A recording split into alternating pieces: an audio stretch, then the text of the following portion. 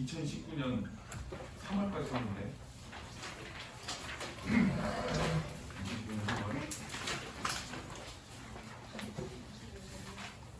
우리 주말반은 어디까지 과제냐면은 8분까지 과제가 뭔데? 아니다. 10분인가? 9분인가? 어? 내려가서 달라고. 이거 시간을 안 사보니? 이런.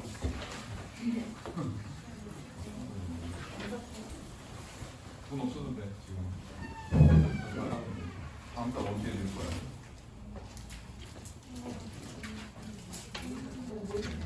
까마귀 돌려달라고 그러는데.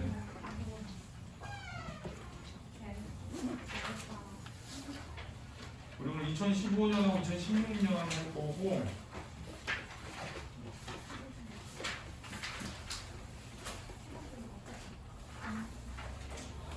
혹시 막 가는 중에서 11, 12, 13, 14, 15에서 잘 모르는 문제 있는 사람? 20페이지, 21페이지.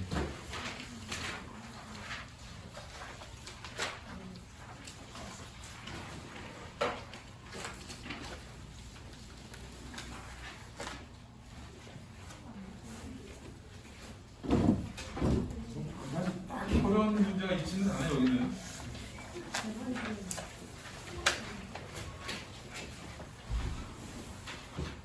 혹시 16번에 이상한 거. 이거 작년 기준으로 하면 천천고가 문법이 시험법이고 동원고가 문법이 시험법이고 그다음에 장안고가 문법이 시험법이거든.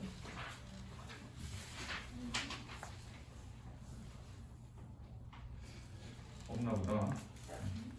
자, 이거 과제할 때 내가 화작을 선택할까 그러면은 1번에서 10번까지만 풀고 내가 엄매를 선택할 거면 11에서 15번을 풀어. 이렇게 풀다가 걸리면 죽어. 이날은 이게 쉬운 거 같으니까 2에서 10번 풀고 이날은 이게 좋으니까 11에서 10번 이거 한 걸리면은 끝장나는 줄 알아. 다른 얍삽한 애들이 얍삽한 애들. 대체로 누구냐면은 그게 여기 엄매하는 애들이 엄매가 좀 어려운 거 같으면 화작 풀고 있어 숙제로. 그리고 안 푸는 애들도 있어. 아직 선택 뭐 했는지 모르겠는데요. 그러면은 선택 안 했으면 다 풀어 그냥. 그러면 돼. 뭘 선택할지 모르니까. 일단 우리 22번에 있는 22페이지에 있는 질문이지. 자, 그거를 먼저 볼 거야. 여기 18번, 19번을 많이 틀리는데 18, 19번은 세 문제, 네 문제 중에 세 문제, 두 문제 틀리는 문제니까.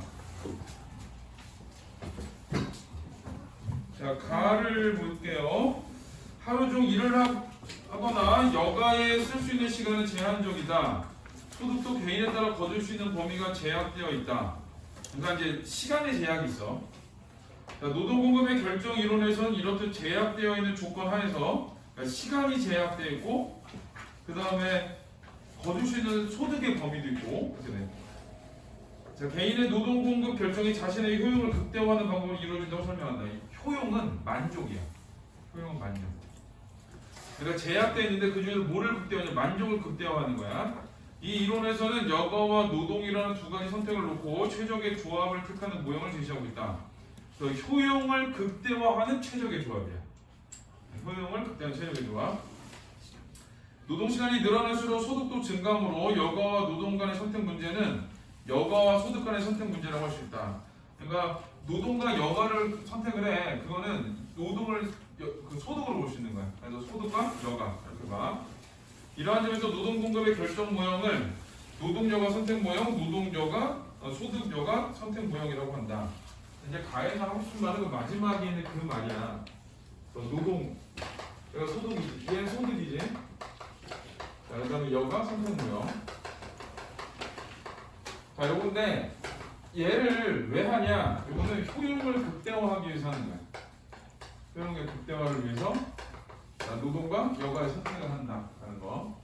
그래서 17번을 보면 노동공급의 결정에서 다루는 핵심 내용을 개괄적으로 소개하고 있다. 그래서 그 핵심 내용이 어떤 거냐? 노동과 그다음에 노동과 여가, 소득과 여가 이 얘기를 한 거야. 자, 그다음에 이 문단은 나는 자, 보통 이제 그래프가 나오면은 그래프가 나오는 부분을 설명을 해.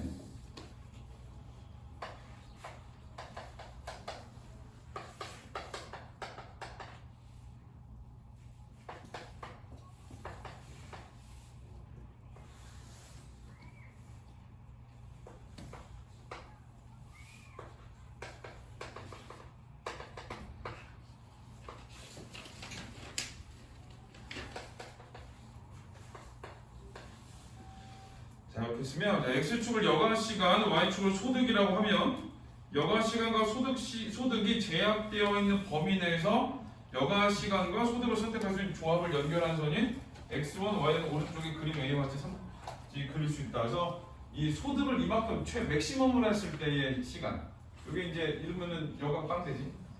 자, 여기는 여가를 최대한으로 했을 때 소득이 빵 되지. 얘네들을 다 연결을 하는 거예요. 이렇게 이제 A에 대한 설명인데, 자, 여기서 A는 뭐냐? 예산제약선이래. 예산제약선이고 이제 그래프를 설명하려고 하는 거거든. 얘네들은 자, 예산제약선은 제한된 모든 저항을 활용하여 선택할 수 있는 두 제어의 조합을 연결한 선을 의미하는데, 자, 예산제약선의 정의가 나왔지. 자, 모든 조합을 연결하네. 자, 이처럼 소득과 여가의 선택에도 적용될 수 있다. 예산제약선 x1, y1에서 x1을 선택할 수 있는 여가 시간의 최대값. 여기서 더 이상 못 가. 이게 마지막이야. 소득이 빵인 지점. y1 같은 경우는 자, 소득은 최대치인데 여가가 빵인 거지. 자, 이런 지점. 그래서 x1과 y1을 최대값이고, 자, 예산제약선의 기울기의 절대값이 시간당 임금이 된다. 자, 예산제약선의 기울기의 절대값.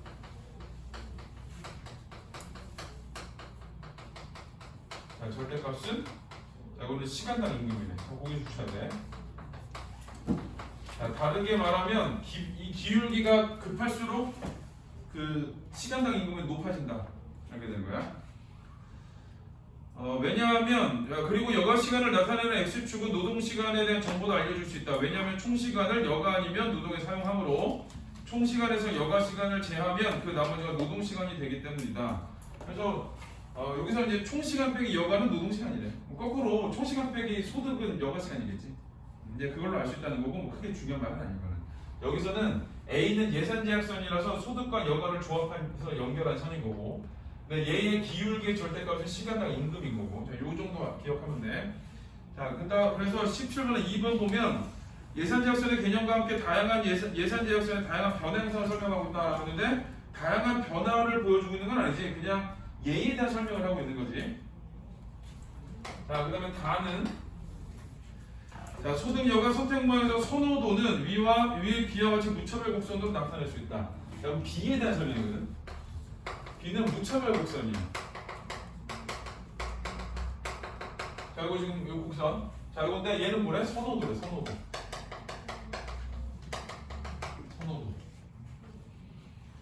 자, 여기서 무차별 곡선은 이제 무차별 곡선에 대한 설명인데, 노동 공급자에게 동일한 효용을 주는 소득과 여가시간의 조합을 서로 연결한 선을 의미한다. 그래서 이 무차별 곡선은 어떤 거냐? 동일한 효용을 주는 애들이야. 자, 동일한 효용을 연결하는 애들이야. 그러니까 여기부터 여기까지는 전부 다 만족감이 똑같다는 얘기야. 얘네들은 만족감이 똑같은 애들.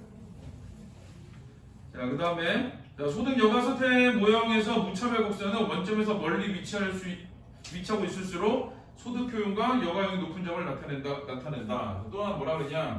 원점에서 멀수록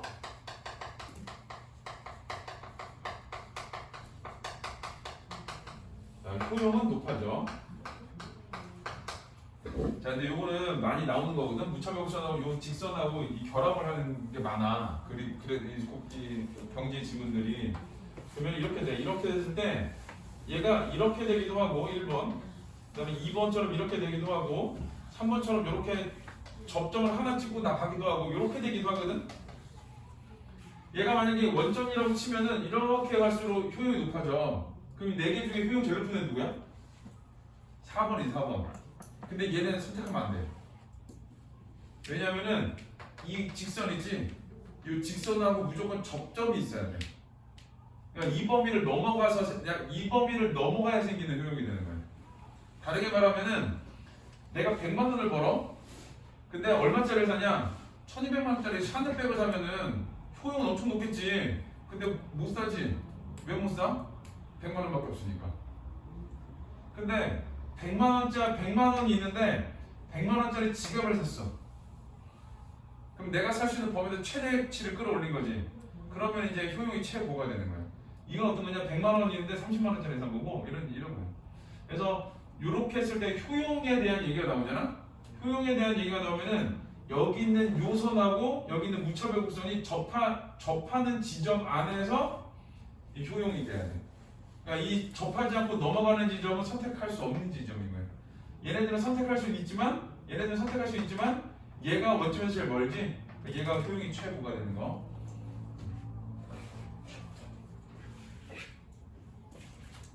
내가 12월 31일인가? 12월 30일인가? 지갑을 잃어버렸어. 지갑을 잃어버려가지고 싹 다 잃어버렸어.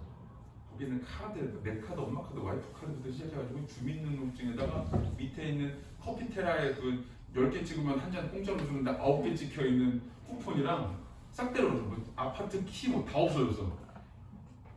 친구한테 그 이제 찾았는데 못 찾겠어. 그래서 이제 지갑을 사야 되잖아. 그래서 내가 친구한테 나 지갑 잃어버렸다. 그랬더니 걔가 갑자기 나 쓰던 건데 줄까 그래. 속으로 쓰던 걸 좀 새로 사줘야 되겠어. 근데 사진을 찍어줬어. 이건데 어때? 근데 예쁘더라고. 어때? 그래서 괜찮아 그랬어. 걔가 이렇게 펼쳐서 보여줬어요. 그거를 달라고 그랬어 내가. 하나 줘. 그래서 그 보태 갖고 오더라고. 자기 살 때 70만 원짜리 샀대. 쓰다가 너무 커가지고 못 쓰겠다고 놔뒀대. 너 가질래? 그러더라고. 그래가지고 내가 감사합니다 그랬어. 감사합니다 가서 받아봤어. 사고 싶었거든.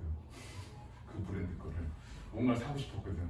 그러니까 만약에 내가 그걸 돈 주고 샀다 그래도 효용은 점점 높아지는 거야. 근데 걔가 그래. 이걸 샀는데 얘랑 그 클러치팩하고 같이 샀대.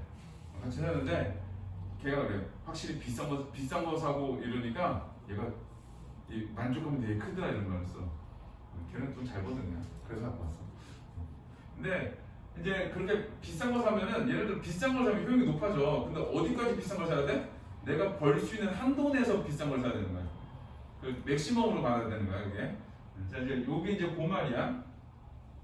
그래서 요게 많이 나오는데 대신 어떻게 되느냐? 그 예산 제약선하고 접하는 지점 안에서 원점에서 멀수록 효용이 높은 거야. 자, 그거를 기억해야 돼.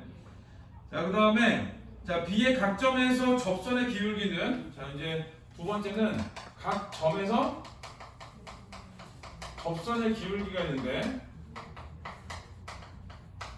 자, 이 접선의 기울기는 여가 시간 한 단위 한계 효용에 대한 소득의 한계 효용에 비인 한계 대치율을 나타낸다. 이건 이제 한계 대치율이야. 한계 대치율. 그러니까 이런 거야. 여가 시간 하나에 대한 소득이거든. 내가 여가를 1시간을 늘렸을 때 소득이 얼마나 변하는가. 이걸 얘기해. 여가 시간 1시간 줄였을 때 소득이 얼마나 변하는가. 이런 걸 보여준 거야. 그래서 이해를 못할까봐 뒤에 설명 한 번 더 하지. 한계 대치율은 동일한 효용을 유지하면서 여가 한 단위를 선택하기 위해 포기하는 소득의 양을 의미한다. 그래서 자, 요거는 이제 한계 대치율은 어떤 거냐? 여가 1을 포기해. 여가 1을 선택을 해. 자, 여가를 선택을 하면서 자, 그거에 되는 소득의 양이야. 자, 소득을 얼마나 포기하느냐. 요거를 얘기해. 그래서 가령 위에 무차별 곡선 B의 상에서 B에서 A로 선택을 바꾸면 자, 여기거든. B에서 A로 바꿔. 그러면 여기는 소득이잖아. 여가를 1시간을 늘리기 위해서 소득을 얼마큼 포기해야 돼? 2만큼 포기해야 되는 거야. 1만큼 선택하기 위해서 2를 포기하는 거. 그래서 거기대로 하면 여가 시간 한 단을 늘리기 위해 소득 2단위를 포기해야 된다. 이 경우 한계 대치율은 2이다. 그래서 여가가 1일 때 예를 들어줬지. 2를 포기해야 돼. 그러니까 얼마 되냐? 1분의 2가 되는 거야. 1분의 2. 자, 그 다음에 라는 그래서 17번은 자, 17번에 3번은 무차별 곡선의 개념과 함께 한계 대치율에 대한 설명하고 있다. 그래서 무차별 곡선 얘기했고 동일한 효용을 연결한 섬, 그 다음에 한계 대치율 얘기를 했지. 자, 그 다음에 라는 자, 노동공급 결정이론에서 위에 A, B와 같이 예산 제약성과 무차별 옵션이 주어질 때 효용을 극대화하는 소득과 여가 시간의 최적 조합은, 자, 그럼 이제 뭐가 나오냐? 효용 극대화하는 지점이 나와.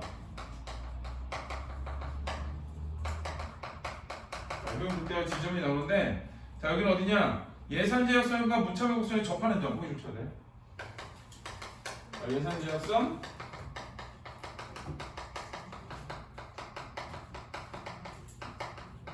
무차별 곡선이 접하는 거, 접점에서 일어나는 거야. 그러니까 어디냐? A야, A. 저기는 A. 그러니까 이 지점이 어떤 지점이냐? 최적 조합 지점이야. 여기가 최적의 조합 지점.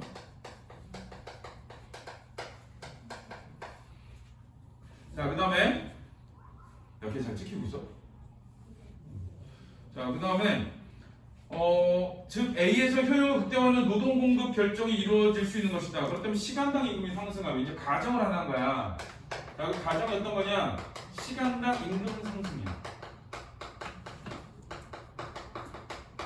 자, 시간당 임금은 여기 보면 기울기의 예산 제약선의 기울기의 절대값이 시간당 임금이라고 했지? 그럼 얘가 임금이 상승하면 저 기울기가 어떻게 되냐면은 이렇게 급해져. 자, 급해지고, 자, 18번 문제하고 연결해야 되는 거거든? 18번 문제. 얘가 지금 그 밑에 있는 X1, Y1에서 기울기가 급해졌지? 소득이 올라가가지고. 자, 그거야. 그래서 이게 나다에서는 여기 써있는 그래프에 대한 설명을 해줄 거고, 그 다음에 라에서는 변화된 지점에 대한 설명을 해주거든?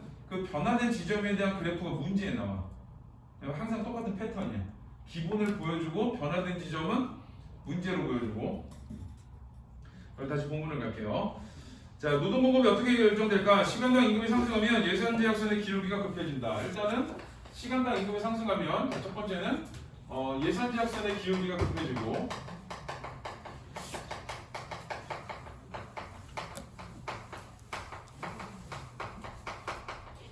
이렇게 되고, 자, 동일한 노동 시간에 더 많은 소득을 얻게 되면 여가 시간을 느끼고 노동 시간을 주는 소득 효과가 나타날 수 있다.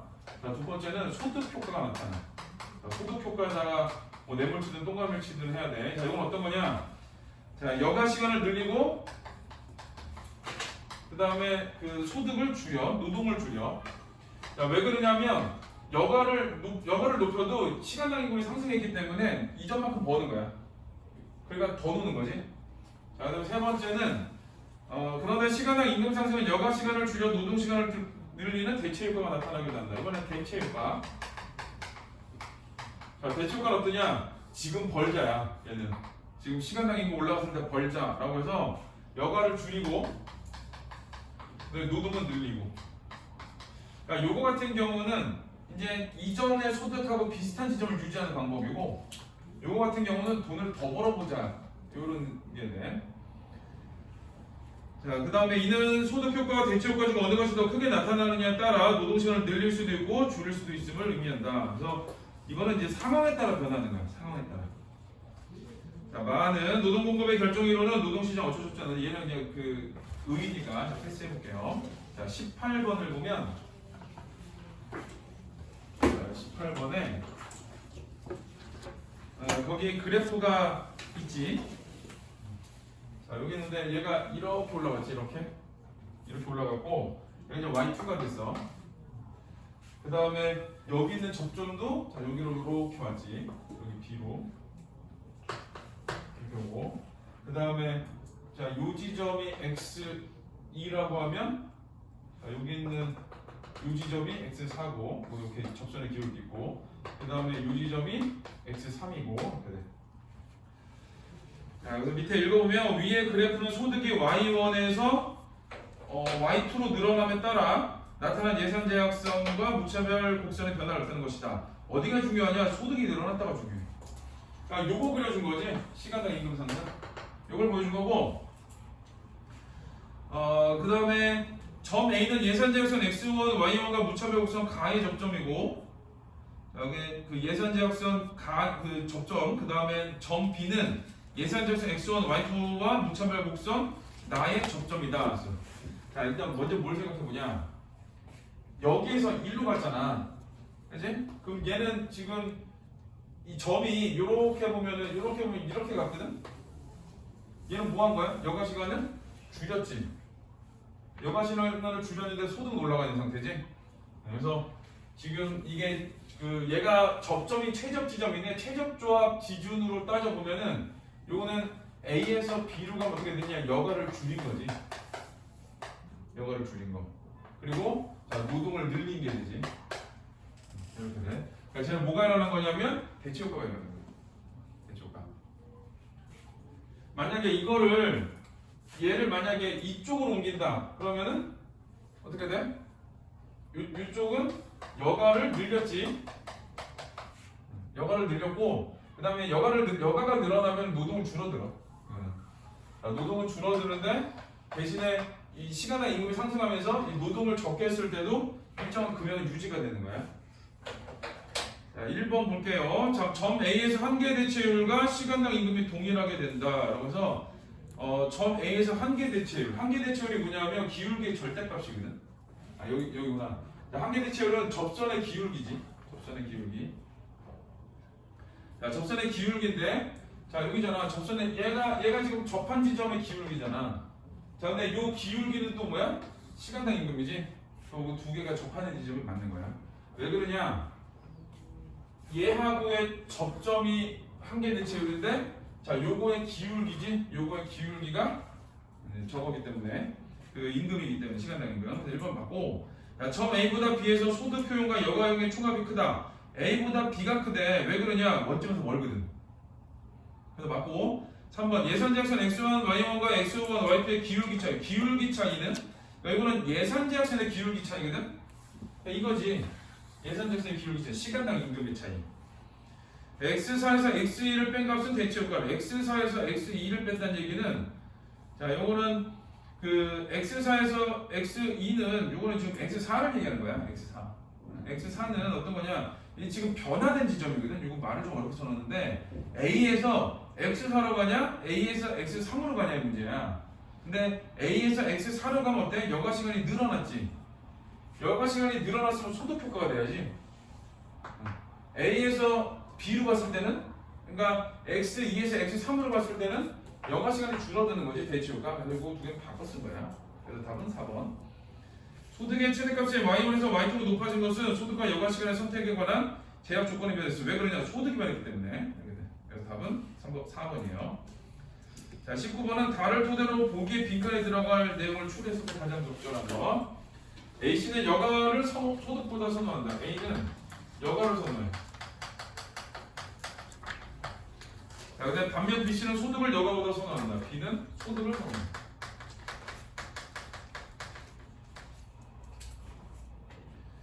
자, 이 두 사람의 소득 여가 선택 모형 그래프를 보면 무차별 곡선의 모양이 다르게 나타난다.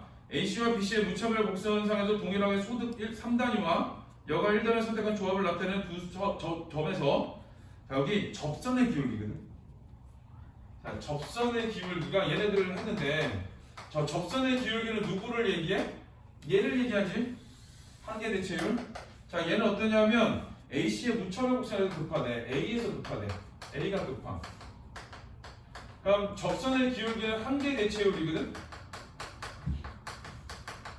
한계 대체율이 어떠냐? A가 급하다는 얘기는 한계 대체율이 크다 이런 의미가 되지. 자, 이런 의미가 돼. 그러면은 A가 한계 대체율이 큰 거야. 그거를 다 찾아야 돼. 1번은 한계 대체율이 작다 나왔지? 자, 2번은 한계 대체율이 크다 나왔지? 놔두고 3번은 한계 대체율이 작다 버리고 4번은 한계 대체율이 크다 이렇게 됐지? 놔두고 5번은 한계용과 여가 한계용은 같지만 한계 대체율이 다르게 변화하기 때문이다 라고 했는데 한계 대체율이 다르게 변화하진 않아. 이런 거는 좀 변화된 지점이 나온 게 아니니까. 자, 그럼 이제 그 다음에 어떻게 하냐? 2, 4번 중에 하나인데 소득의 한계용보다 여가 한계용이 커서거든. 얘는 지금 A는 여가를 선호하잖아. 그러니까 한계용이 누가 더 크겠어? 예를 들면 얘는 여가가 1일 때 소득을 3으로 치거든. 얘는 여가가 1일 때 소득을 1로 치는 거야. 굳이 따지면 두 개를 비교해 보면. 아니면 거꾸로 되는 거야. 여가가 3일 때 소득을 1로 치거나. 그러니까 소득이 더 큰 거지 이거는. 그래서 이거는 여가의 한계 대출은 어떠냐? 얘가 1일 때 3만큼 쓰는 거지. 그러니까 이 A가 여가를 선호하기 때문에 여가의 한계 대체율이 크다 이렇게 나와야 되는 거야. 그래서 답은 2번이에요. 20번은 4번이고. 자, 이거는 하나 한 거고. 그 다음에 혹시 독서에서 잘 모르시는 거 얘기해 주세요.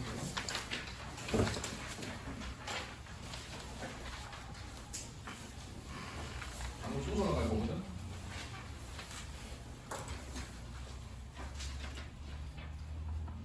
얘기해. 부담 갖지 말고 얘기해. 내가 모르는 건 남들도 몰라.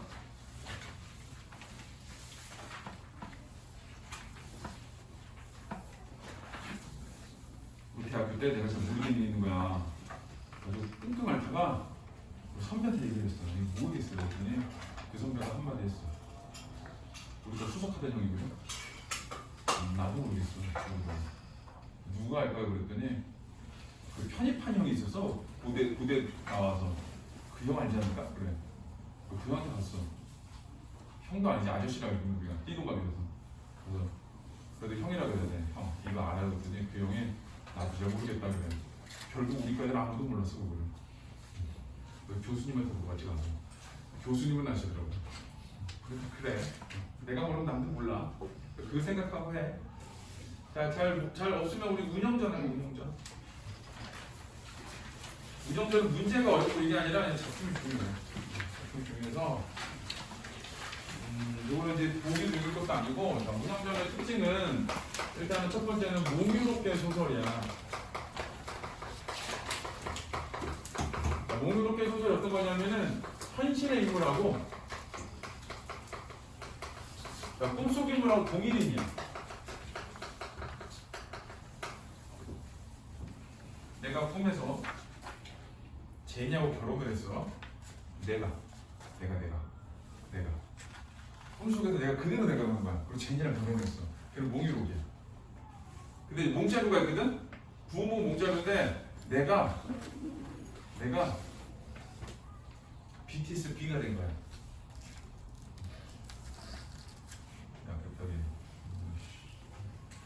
내가 B가 됐어. 내가 다른 사람이 된 거잖아. 그거는 몽자루야. 뭐 크게 중요하진 않아. 자, 그럼 몽유롭게 소설이기 때문에 이건 어떻게 되냐? 이 환문 구조를 가져. 환문 구조를 가져서 현실, 꿈, 현실 이렇게 나와.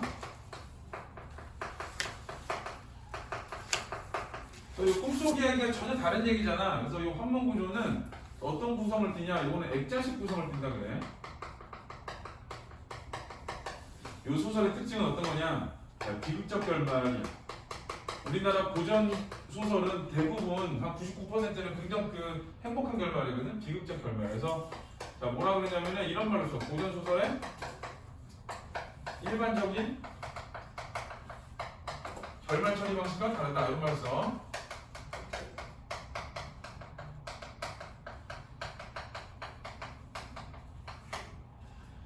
그 다음에 네 번째는 이렇게 돼. 현실에서, 그러니까 꿈에서 꿈을 꾸거든? 꿈에서 김진석 운영이 있는데, 얘네들이 과거 얘기를 해.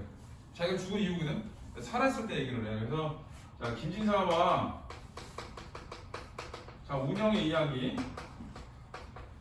자, 운영의 이야기는, 자, 첫 번째는, 자, 나가 나와. 각 인물을 나로 설정해. 나로 설정을 해서 1인칭인지 이렇게 되면 1인칭. 자기가 아는 얘기 자기만 하는 거야. 자, 두 번째는 이 김진사 운영이 죽은 이후에 살아있을 때 사랑하던 얘기를 해. 사랑했던 시절의 이야기거든. 그래서 역수능력 구성이라고 해요.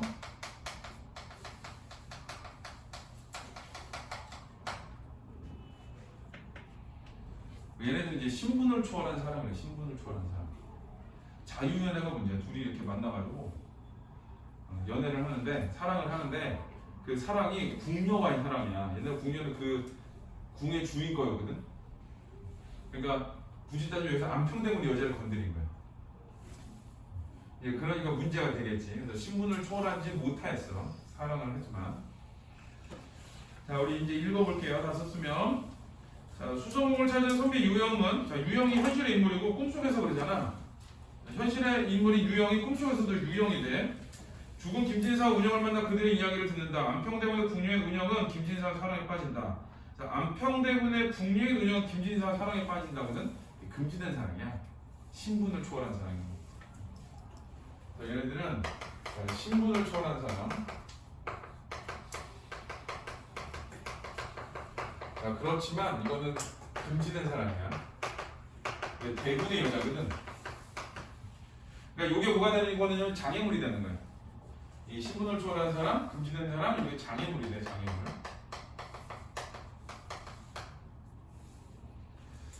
자, 김진사는 노비인 특유의 도움을 받아 운영과 달아날 계획을 세우나 특유의 배신으로 안평대군에게 들키게 되고 운영은 자결을 한다. 자, 여기 운영은 자결을 한다. 여기 이제 비극적 결말이야. 김진사는 특을 불러 지난달의 죄를 용서해 주며 청량사에서 운영을 위한 불공을 드릴 준비를 하라고 분부를 하는 특은 계속 악행을 저지른다. 그래서 이 글에서 특은 그냥 나쁜 놈이야. 자, 때는 마침 회나무꽃이 노랗게 피는 시절이었습니다. 나는 과거를 볼 생각은 없었으나 공부를 핑계 삼아 청량사에 올라갔습니다. 며칠을 묵으면 특이한 놈이 현재를 자세히 듣게 되었죠. 분노하겠지. 악행을 저질렀으니까. 분노를 이기지 못했으니 특을 어찌할 방도가 없었습니다. 분노를 이기지 못했대. 목욕제기한 날 부처님 앞에 나아가 2번 절하고 3번 머리를 조아린 뒤 향을 살라 합장을 이렇게 빌었습니다.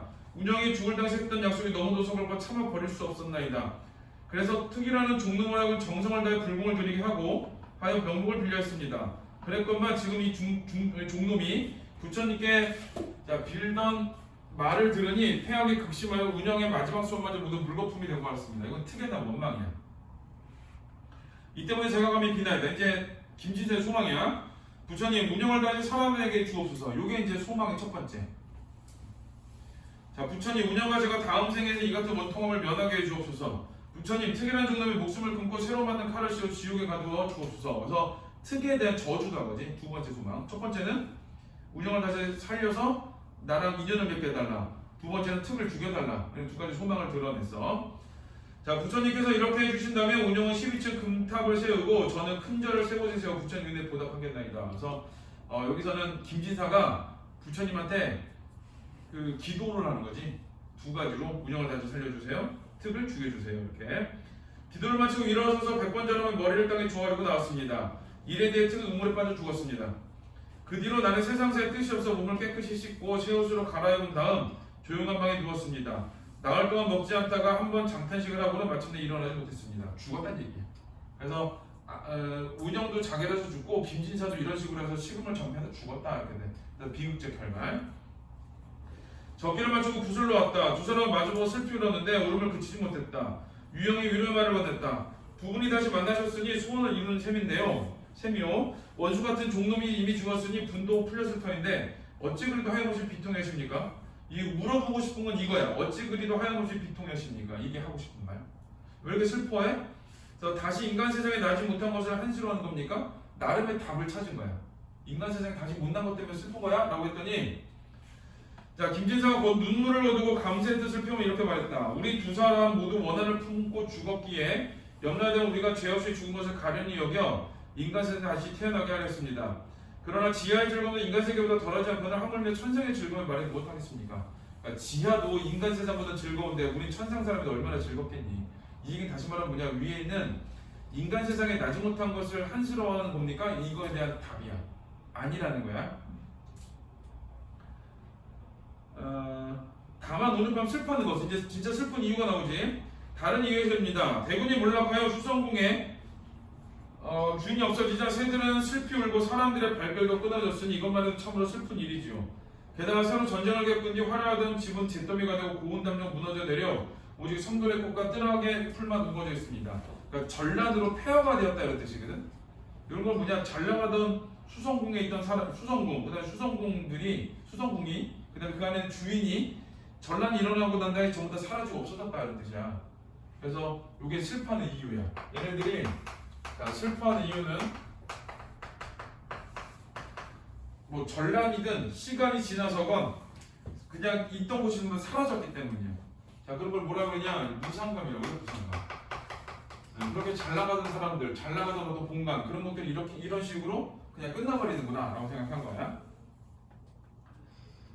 자, 본패선 예정한 그대로이건을 사람일은 이처럼 바뀌었으니 이곳에 다시 와 지난 날 추억하며 어찌 슬프지 않겠습니까? 유영이 말했다. 그렇다면 그대들은 모두 천상에 계신 분들인가요? 김진사가 말했다. 우리 두 사람은 자 지금 요걸 하나 써볼게요. 이 적강소설이라는 게 있거든. 이걸 맞춰서 봐야 돼. 자 적강소설이라는 게 있는데 이 적강소설은 어떠냐? 일단 첫 번째는 천상에서 죄를 지어.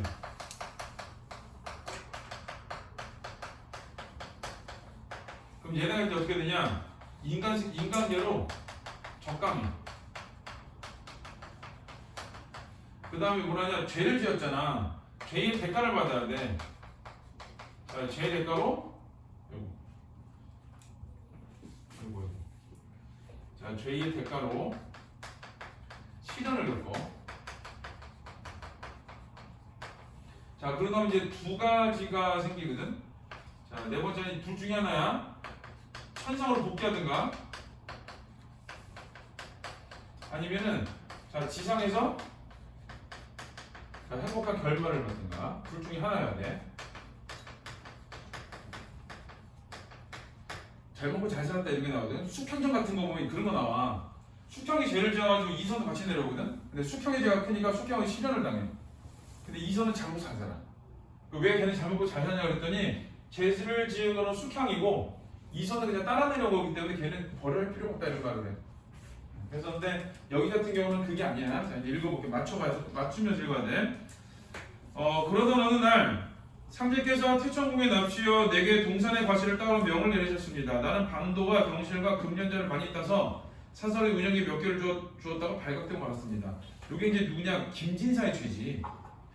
내가 반도와 경실과 금난자를 따가지고 그 옥황한테 줘야 되는데 걔를 일부는 그 유형한테 걔 운영한테 준 거야. 그래서 숙세로 유배된 인간 세상의 고통을 두루 겪는 벌을 받았죠. 여기 이제 인간계로 적당해서 죄의 대가 시련을 겪는다.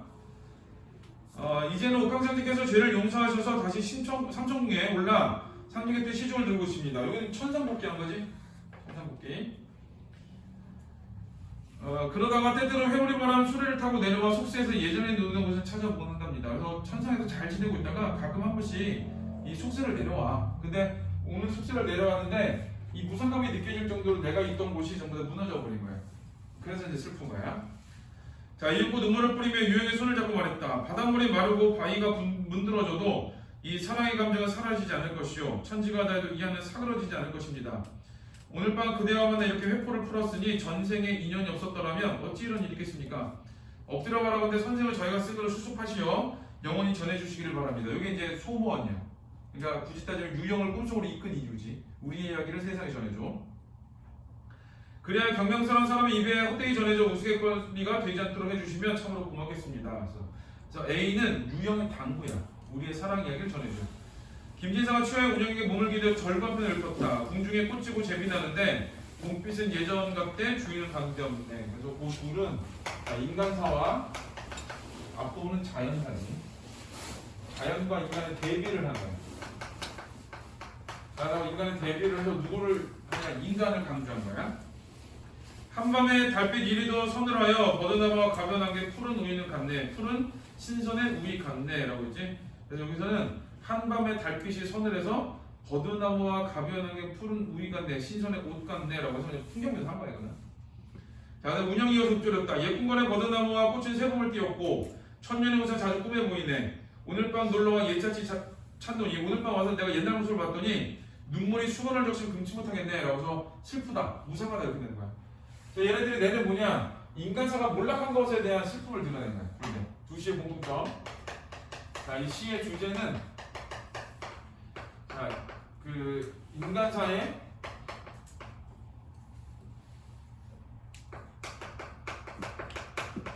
인간사의 무상함에 대한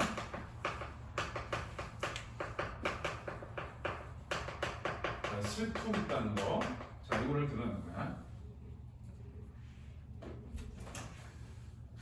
자, 유영이 취해와 깜빡 잠이 들었다. 잠시 뒤 산시의 울음소리에 깨어보니 안개가 땅에 가득하고 새벽빛이 어둑어둑하며 사방에는 아무도 보이지 않았는데 다만 김진사가 기록한 책 한 권만 남아있을 뿐이다. 책 한 권 있지? 언제 쓴 거야? 꿈에서 쓴 게? 지금 현실에 넘어와 버린 거지?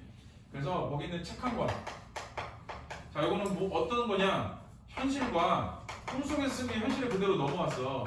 자, 현실과 꿈을 연결하는 매개체가 된다는 거. 이렇게 돼요.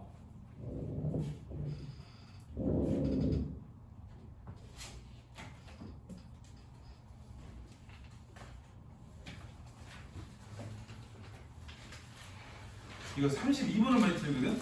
문제표가 아니라고 했지. 32번을, 이 답이 2번이야. 자, 몽유자가 누구냐면 유형이야. 꿈속에서 남녀의 주인공을 만나 그대의 사연을 듣는 공간을 천상에 설정해 주셔야 되거든? 얘네들 실패하는 이유가 뭐야? 지금 왔더니 암평대문에 살던 곳이 완전히 다 무너져 버렸네? 이런 걸 얘기하고 있는 거잖아. 천상계가 아니라 지금 인간계로 보지. 그래서 2번이 답이야. 혹시 여기서 다른 문제, 잘 모르겠던 문제 없습니까?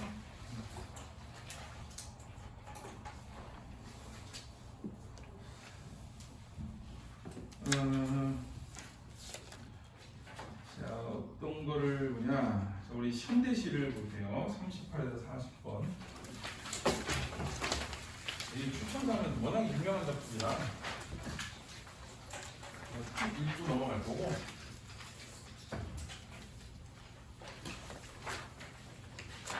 추천사의 추천은 근해야, 근해. 자, 향단아 그랬지? 자, 가에서 향단이는 뭐냐? 향단아 이렇게 부른 거. 요거는 이 청자를 설정한 거야. 청자 설정. 그래서 얘를 뭐라고 하냐? 자, 그 말을 건네는 형식이라고 해. 말을 건네는 형식.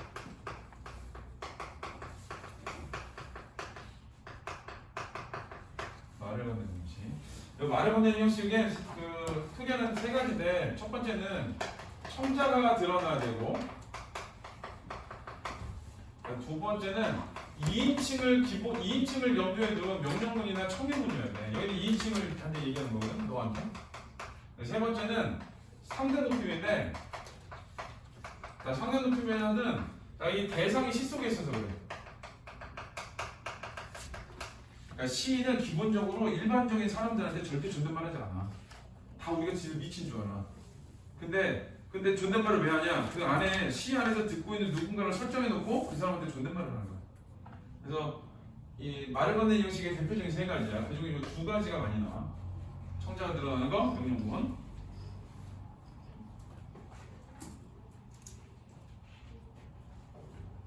자, 읽어볼게요. 형단아, 그네줄을 밀어라. 명령했지. 먼 바다로 배를 내어 밀듯이 형단아. 그래서 어디로 밀어내? 바다. 지향점이지. 지향점. 자, 이 다소곳이 흔들리는 수영모델 나무가 다소곳이 흔들리니까 곱게 흔들리는 거거든. 긍정적 이미지야. 베갯마트에 놓인 듯한 풀꽃더미. 베갯마트에 놓이는 건 좋은 건 놔두거든. 베갯 밑에다 시클러놓고 그리지 않잖아. 그지? 거기다가 막 이상한 그림 놓고 하지 않고 거기다가 좋은 꽃을 넣는 거야. 그러니까 긍정적인 소재야. 자잘한 나비새끼 깨꼬리들로부터, 자잘하니 작고 귀여운 이런 뜻이야. 작고 귀여운 나비새끼와 깨꼬리들로부터, 잘 봐. 수영모델 나무와 풀꽃더미로부터, 깨꼬리들로부터 아주 내가 밀어라지. 그러니까 수영모델 나무, 풀꽃더미, 깨꼬리는 어떤 거냐? 얘네들은 지상의 존재이긴 한데 긍정적인 존재들이야. 다시 말하면 이런 거냐? 이 지상도 좋은 게 많아. 그런데도 불구하고 난 뭐 하고 싶은 거야? 가고 싶은 거야. 그만큼 뭘 보여주냐? 이 바다에 대한 지향을 보여주는 거야. 이상향에 대한 지향. 자, 산호도 성도 없는 저 하늘로 나를 밀어 올려다오. 나를 밀어 올려달래. 하늘로 가고 싶은 거지. 어디로? 하늘로. 처음에는 바다로 밀어 라고 했어. 그러다가 이번엔 하늘로 밀어라고 한 거지. 둘 다 이상향을 말해. 자, 채색한 구름같이 나를 밀어 올려다오. 이 울렁이는 것을 밀어 올려다오 해서 밀어 올려다오, 밀어 올려다오, 밀어 올려다오 그러지. 구절을 반복했다 그러고 이런 거를 강조하기 위한 거야. 그리고 여기서는 나를 밀어 올려달라고 그러지. 어떤 마음을? 이 울렁이는 가슴이라고 그러지. 그 이상향에 대한 동경 때문에 울렁이고 있는 가슴이 뜻이야. 그러니까 1년, 2년, 3년을 보면 어떤 거냐? 바다로 밀어줘. 그 다음에 지상에도 좋은 것 있지만 나를 밀어줘. 그 다음에 세 번째는 나 하늘로 보내줘. 나 울렁이거든 하늘로 보내줘. 이런 얘기를 한 거야. 그러니까 이상향의 추구에 대한 거. 근데 서로 가는 달같이는 나는 아무래도 갈 수 없다. 그래서 서쪽으로 가는 달처럼 나는 갈 수 없다거든. 그러니까 나는 아무래도 갈 수 없다. 이건 뭐냐? 가야 되는데 못 간 거잖아. 좌절과 체념이야. 그 다음에 바람이 파도를 밀어 올리듯이 그렇게 나를 밀어 올려다고 한다나. 그렇지만 내가 달같이는 갈 수가 없어. 그래서 멈췄지만 그럼에도 불구하고 나를 다시 위로 올려줘 이렇게 되는 거야. 그래서 여기서는 1년, 2년, 3년까지는 자, 여기까지는 이제 이상향에 대한 동경이고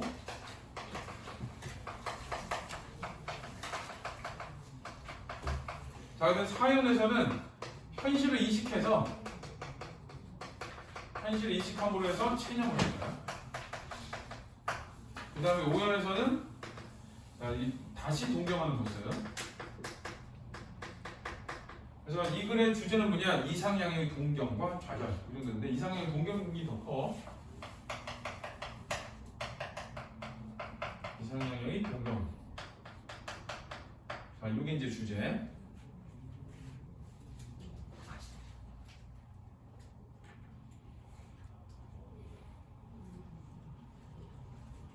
자, 39번이 5번이 답이잖아.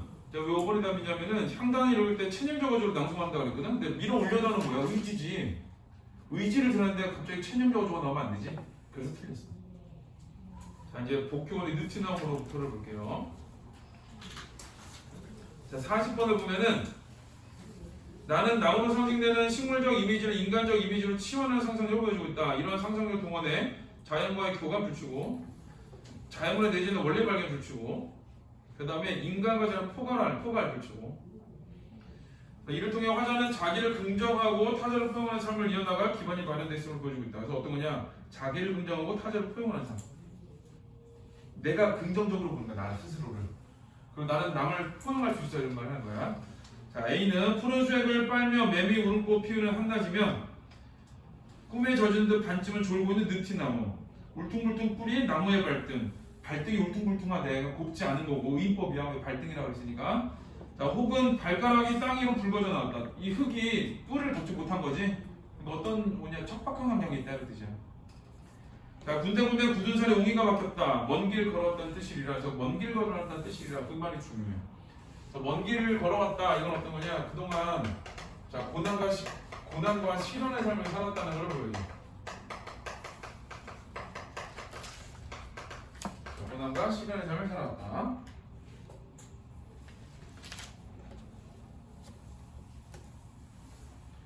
자, 40번의 1번은 웅이가 박힌 느티나무 뿌리를 먼 길을 걸어온 발로 치환하는 상상력. 그럼 뿌리를 발로 바꿔놨지? 맞는 말이고. 자, B. 화급히 바빠야 할 일 없어서 나도 그 위에 앉아 신발을 벗는다. 그래서 이제 화자의 행위야. 신발을 벗었어. 그렇게 너와는 참 멀리서 걸어왔구나. 어디서 왔느냐? 언제부터 여기 있었느냐? 그래서 여기 쫓아야 돼. 내가 신발을 벗었더니 뭐가 보이냐? 이 느티나무의 발 같은 내 발이, 느티나무 뿌리 같은 내 발이 보이는 거야. 그래서 너와 나는 참 멀리 왔구나. 어디서 왔느냐? 언제부터 거기에 있었느냐? 자, 어디로 가는 것이냐까지 못 가야 돼. 이 뭐 한 거냐? 화자가 느티나무와 뭐 한 거야? 교감을 한 거야. 자, 근데 신발을 벗고 느티나무를 보고 나도 신발을 벗었잖아. 근데 느티나무가 나하고 똑같아. 그래서 여러분은 느티나무에 대한 자, 동감, 그리고 교감 이런 걸 들리는 거야. 나랑 똑같구나 이렇게. 자, 40번에 2번 화자는 느티나무에서 동질감을 느끼며 이 동질감, 교감 이거지? 맞는 말. 자, C를 보면 무엇이 그리 무거웠을까? 부러진 가지 껍질과 한쪽으로 속살이 썩어 몸통이 비어가는데 자, 부러진 가지가 있어. 상처받았지? 속살이 썩어 몸통이 비어가는데 그 속에 뿌리를 먹고 풀 몇 포기가 꼭 피꽃을 피워 잠시 느티나무 내성을 보여준다 그랬지? 자, 여기서 가지 하나가 부러졌어. 자, C에서는 가지가 부러졌어. 이거는 이제 시련과 고통을 제대로 당했다 이런 거고. 자, 그러나 어때? 이 부러진 가지에서 꽃을 피웠다 그랬지?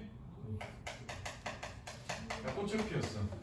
자, 이런 시련과 고통을 당한 곳에서 꽃이 피웠다. 이거는 이제 생명력 정도 되겠지. 생명력. 이건 그냥 봄이 됐으니까 폈기 때문에. 자, 39의 4번, 아니 40변의 3번. 속살이 썩어 비어가는 느티나무의 몸통에 꽃을 피우는 풀의 모습에서 자연물에 내재는 원리. 그러니까 누군가는 느티나무는 지금 상실해가고 있지만 또 누군가는 자라나고 있는 거야. 자, 그 다음에 D는 돌아보면 삶은 커다란 상처 혹은 구멍인데 여기 이제 삶에 대한 깨달음이에요. 자, D는 삶에 대한 깨달음을 보여준 거야.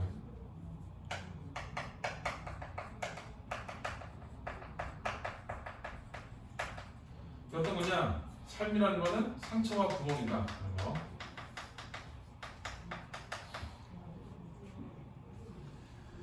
자, 그것은 또 누구의 그 무엇의 자궁일지 알겠는가? 그래서 상처 구멍이야. 그러나 또 모두 될 수 있어? 자궁도 될 수 있어. 이 얘기는 뭐냐? 상처 구멍 부정적이거든? 이런 부정적인 공간이 자궁이라는 어떤 생명 잉태 공간으로 바뀐다는 거야. 그러니까 자궁이라고 하면 뭘 보여주냐? 생명력을 보여줘. 생명력. 삶이라는 건 상처나고 구멍나는 어떤 어려움이지만 그럼에도 불구하고 누군가에게는 이 생명을 잉태할 수 있는 공간을 자궁과 같은 존재이다라고 하는 거야. 40번에 4번은 그러니 섣불리 치유를 꿈꾸거나 도풀이 하지 않아도 좋겠다. 그래서 자, 이 자궁이 될 수 있기 때문에 자, 치료를 하지 않아도 되고, 자, 그 다음에 덮는 거. 자, 덮지 않아도 되고, 그런 얘기를 한 거야. 자, 그래서 40분의 4번은 화자는 상처에 대한 인식 전환을 통해 삶의 의미를 도출하고 있고, 그래서 상처에 대한 인식 전환이거든? 왜 그러냐? 상처와 구멍이 없는데 지금은 자궁, 생명 잉태 공간이 됐거든. 자, 그리고 여기서는 치료받지 않고 덮지 않아도 돼. 왜? 스스로 생명력을 피워내기 때문에. 그래서 4번까지 맞고, 자, 다음 5번인데. 자, 때 아닌 남목이 한 마리, 내 발등에 앉아 배에 피꽃을 피운다. 잡지 않는다. 그러니까 이게 그거 알아? 모기가 이렇게 얘 빨잖아? 그 모기 색깔 빨개져. 본 적 있어? 없지. 난 봤어. 어렸을 때 모기가 여기 앉아가지고 빠는 걸 봤어. 이 새끼 뭐하나 이렇게. 또 얘가 점점 빨개져. 정말 흡입하는 거좀 쫙 올라와. 얘가. 이제 그런 거거든. 그래서 모기가 와서 내 발등에 앉아 배에 꽃을 피운다라고 했지.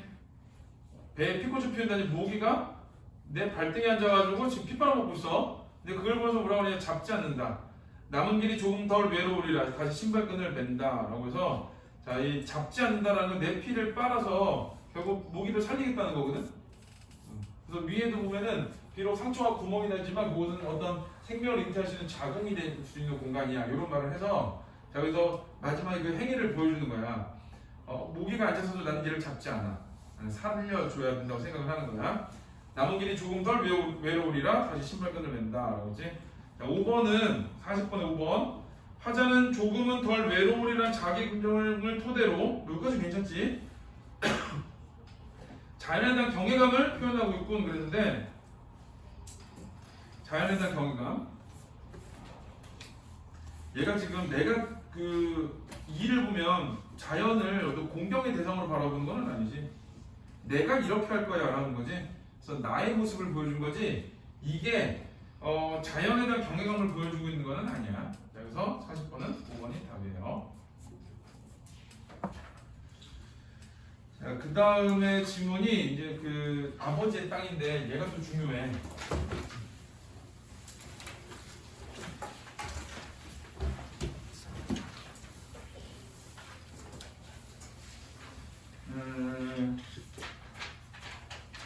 자, 여러분 아버지의 땅 어디를 읽어볼 거냐면 자, 42번을 읽어볼 건데 자, 이 작품에서 주인공 아버지는 한국전쟁 때 생사불명의 존재이다. 아버지의 부재로 주인공 어린 시절 상처를 입게 된다. 아빠가 상처를 입게 된대. 그럼 주인공이 바라보는 아버지는 어때? 부정적이겠지. 자, 이때부터 망각과 어둠으로 표상되는 아버지는 기억과 빛으로 표상되는 어머니의 대척점에 놓인다. 그러니까 엄마는 기억하고 싶고 밝은 빛이 보이는 존재인데 아버지는 잊어야 되는 존재고 어둠 속에 있는 존재는 뜻이야. 부정적이야. 자, 그런데 자, A 가운데 비한 B가 중요해. 자, 군복무 중 우연히 발견한 유골을 수습하는 과정에서 주인공은 자, 주차돼 아버지 어머니 모두 전쟁 희생자. 그걸 깨닫고 주차돼. 아빠도 전쟁 희생자, 엄마도 전쟁 희생자고. 그 전까지는 아빠는 아니고 엄마만 전쟁 희생자구나 라고 생각을 한 거야. 근데 유골 수습을 하면서 우리 아버지도 전쟁 희생자였어 라고 생각을 하는 거지. 자, 작가는 이런 과정을 통해 전쟁의 폭력으로 상처받은 사람들의 아픔이 지속된다고. 아픔이 지속 주차야 돼.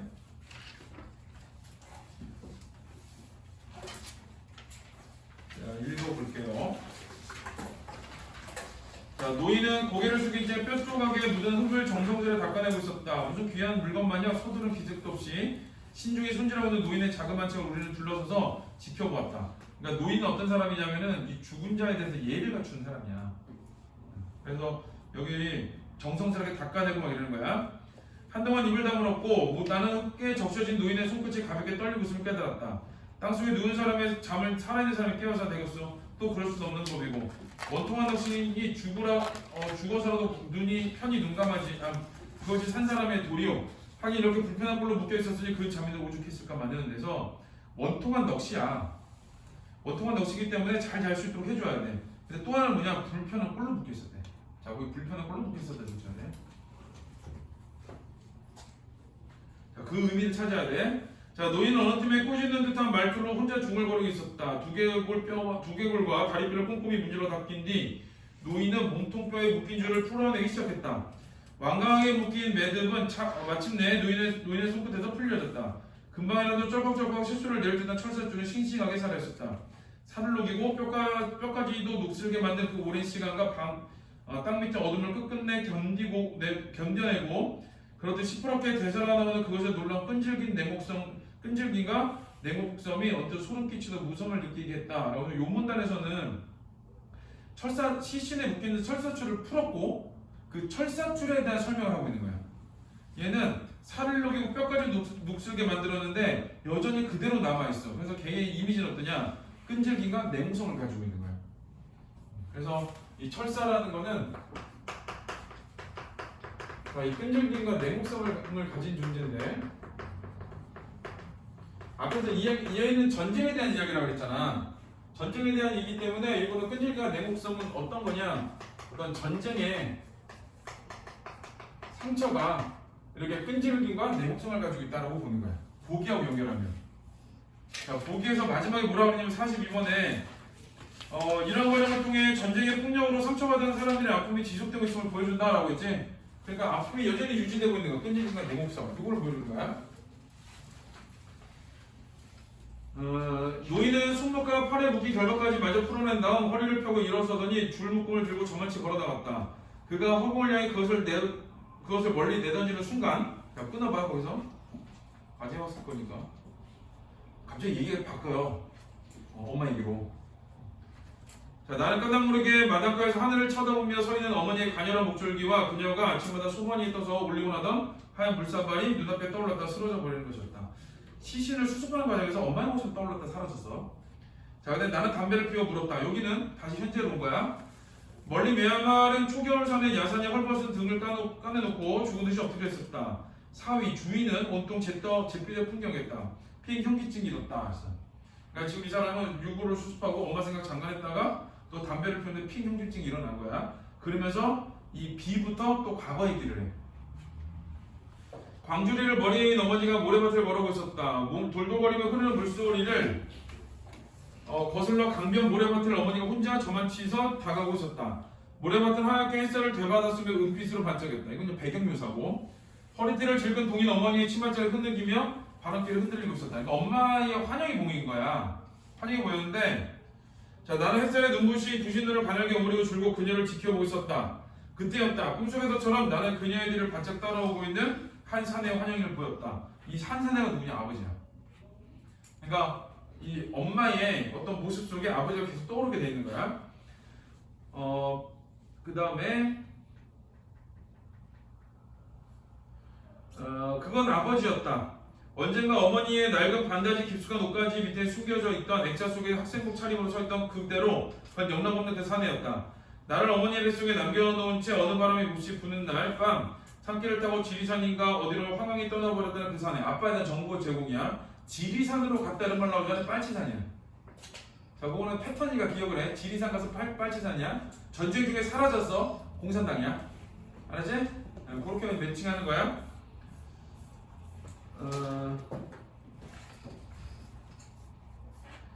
창밖에 베는 뺨에 마른 몸집의 그 자네가 어머니와 함께 걸어오고 있는 것이었다. 놀란 눈으로 풀밭에 앉아 나는 그대를 지켜보고 있었다. 이윽고 어머니의 눈썹 같고 입에 윤곽과 야인 목줄기까지 뚜렷이 드러날 만큼 가까워졌을 때 사내의 환영 어느 틈에 사라져버리고 없었다. 몇 번이나 눈을 비비고 봤으니 역시 마찬가지였다. 하얗게 반짝이는 모래밭 위로 어머니가 찍어내는 발자국만 유령처럼 끈질기게 그녀의 발꿈치를 뒤따라오고 있었다. 누군가 엄마한테 그냥 붙어있는 거지. 그래서 여기서는 내가 아버지가 전쟁 희생양이 아니라고 생각하고 엄마만 전쟁 희생양이라고 생각을 했어. 이제 그거를 그대로 유지하고 가다가 유골 수습을 했거든. 그 다음에 갑자기 불현은 아버지가 떠오르게 되는 거야. 자, 이야기의 흐름은 그래. 자, 우리는 관대신의 신문지로 쓴 유해를 맨 처음 그 자리에 다시 묻어주었다. 도톰하니 봉분을 만들고 백대장까지 입혀놓고 보니 엉성한 대로 형상을 갖춘 듯 싶었다. 노인은 술을 흙 위에 뿌려주고 있었다. 그리고 자신이 먼저 한 모금 마신 다음에 잔을 돌렸다. 오일병에 노파가 준 북어를 내놓았고 덕분에 작은 술판이 벌어졌다. 음복인 셈이었다. 그래서 다시 현실로 돌아와서 이제 시신수습을 한 거야. 야마 이런 느닷없는 장례식도 모두 너희 두 놈 때문이니까 잔잔식들 마셔라. 그래 어쨌든 너희들은 좋은 일 했으니 천당도 되겠다. 소대장이 병을 기울였고 다른 녀석들도 끓기 때문에 한마디씩 보태었다. 그래서 그러니까 이제 시신을 수습을 했는데 그거에 대한 칭찬인 거지. 자, 술이 가득 차오른 반합두꺼를 나는 두 손을 받쳐들었다. 저것 봐라. 여기 저것 봐라 앞에서 끝났네. 얘가 지금 현재에서 엄마에 대한 상상을 갖다가 현재에서 엄마에 대한 상상을 갖다가 이게 계속 반복돼. 그래서 요거 흐름이 현재에서 어머니에 대한 상상.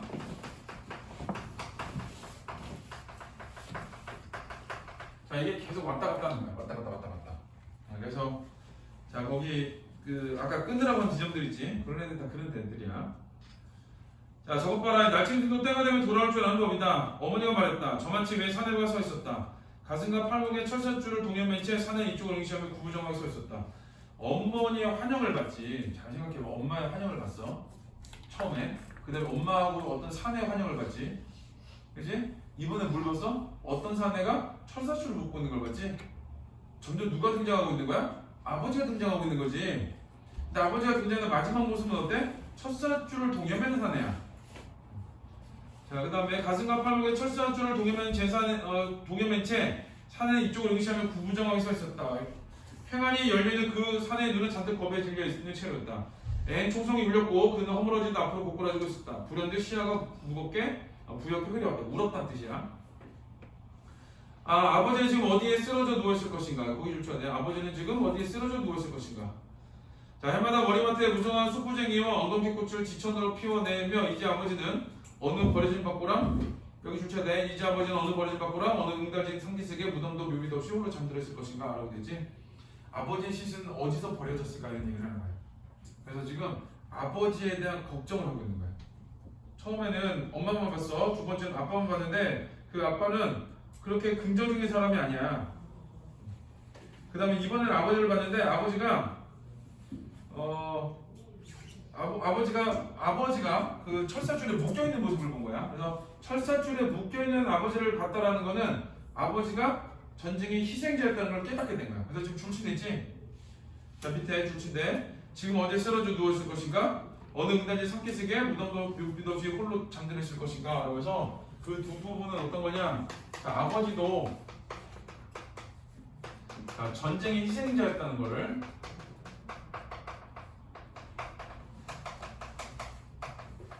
깨달은 거야. 그래서 아까 보기에서 썼던 거지? 보기에 있었던 거? 자, 그 얘기야. 자, 근데 중약봉의 줄거리는 노인과 함께 산을 내려와 헤어지면서 나는 어머니가 있었던 일을 회상한다. 이제 과거 회상해 진짜로. 어머니는 훌쩍 등을 돌리고 앉았다. 그리고 주섬주섬 짚고 저고리 촛불을 끌어올리는 것이었다. 어머니가 울고 있었다. 외아들 앞에서 좀채 눈물을 비치지 않았던 그녀였다. 아무리 알아누웠을 때라도 입술을 안 다물고 애써 태어내 보이던 그녀가 줄줄 눈물을 흘리고 있는 것이었다. 엄마가 울어. 나는 까맣게 잊고 있었던 것이다. 어머니가 그토록 오랫동안 누군가를 기다려왔었음을. 여기 줄쳐야 돼. 어머니가 그토록 누군가를 기다려왔었음. 그 누구가 누구야? 남편. 나의 아버지. 이런 거야. 내 유년 시절에 퇴락한 고가의 마름이 그 깜깜한 어둠 속에서 음습하고 불길한 냄새와 함께 나를 쏘아보고 있던 한산의 눈빛을. 진짜로 쏘아본 게 아니라 사진으로밖에 못 봤어 나는. 그래서 사진에서 쏘아봤다고 하는 거야. 그리고 청년이 된 지금까지도 가정을 새까맣게 그을려놓은 깊숙한 상흔으로만 찍혀있을 뿐인 그 징후스러운 산의 이름을 아버지한테 이래. 어머니는 25대가 넘도록 혼자서 몰래 불시처럼 가슴속에 키우고 있었던 것이다. 이건 아버지, 그 남편에 대한 그리움이야. 자, 어머니한테 그 사람이 다른 아무것도 아니었다. 다만 곱고 자상한 눈매로서만 나직한 음성으로만 늘 곁에 남아있었던 것이다. 왜 그러냐? 요 당시에 헤어졌거든. 그러니까 마지막 모습만 기억나는 거야. 그 이후에 얘가 어떻게 되는 거고 이런 건 추측할 수가 없는 거거든. 그래서 엄마는 어떠냐? 곱고 자상한 눈매로 나직한 음성으로서만 아버지를 기억하고 있다. 그리고 아버지가 전쟁에 희생당한 걸 알지만 엄마는 그 아버지를 기다리고 있다. 이렇게 되는 거야. 하지만 그녀가 울고 있는 건 그 미련스럽도록 끈질긴 기다림 때문만은 아니었으리라. 아니, 사실상 어머니는 누구보다 더 잘 알고 있을 터였다. 그녀의 기다림이 얼마나 까마득하게 손이 닿지 않는 먼 곳으로 자꾸만 밀려나고 있는 것인가를 말이다. 그러니까 점점 더 없다는 걸 뻔히 알면서도 자꾸 이렇게 찾으러 다닌다라는 뜻이야. 25대의 세월이 스스로 묶어놓은 그 완고한 기만이 목에 잠기 흐느낌도 없이 지금 어머니 울고 있는 것이었다. 밥상을 받아놓은 채 나는 고개를 쳐박고 앉아있었다. 어머 눈앞에는 우리 가족의 그 오래 너둔과 같은 미역가닥이 국그릇 속에 멀겋게 식어가고 있을 뿐이었다. 이제 노인의 모습은 더 이상 보이지 않았다. 다시 현재로 왔어. 그새 수북에 쌓인 눈을 밟으며 나는 오던 길을 천천히 되돌아가기 시작했다. 그래서 자 여기서 이제 이런 거야. 시신을 수습을 했어. 시신을 수습한 이후에 시신을 수습한 후 아버지에 대한 인식의 전환이 일어났다. 그런 거. 아버지는 어린 시절에 나를 버리고 간 사람이었는데 지금은 그런 게 아니야. 전쟁의 희생자 중에 하나였구나. 이런 생각을 하게 되는 거지.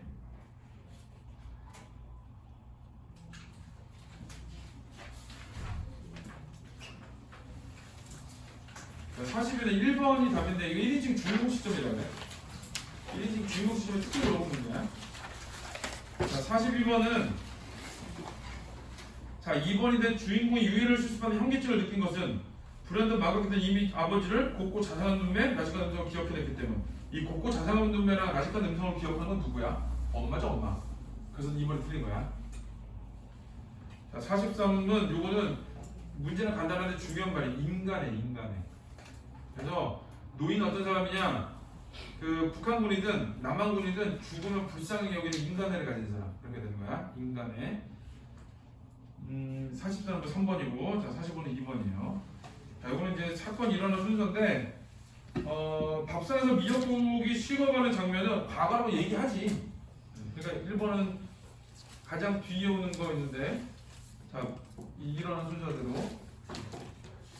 자, 다음 중 가장 뒤에 오는, 그러니까 가장 최근 걸 찾으면 되지. 군인들이 공부를 하면서 문복을 해. 다 만든 거지. 2번보다 3번이 앞이지. 그 다음에 어머니가 내가 등을 돌리고 가지고 우는 장면 언제야? 1번하고 연결되지? 1사와 연결돼. 그러니까 1사는 아니야. 과거 얘기니까. 자, 아버지가 밤에 산길을 따라 도망치듯 떠나는 장면은 1사보다 더 앞이지? 그래서 굳이 따지면 5, 4, 1, 3, 2 이렇게 되는 거야. 5, 4, 1, 3. 각치 없는 문제야. 이름이. 자, 우리 잠깐 쉬었다가 2016학년도 할 거예요.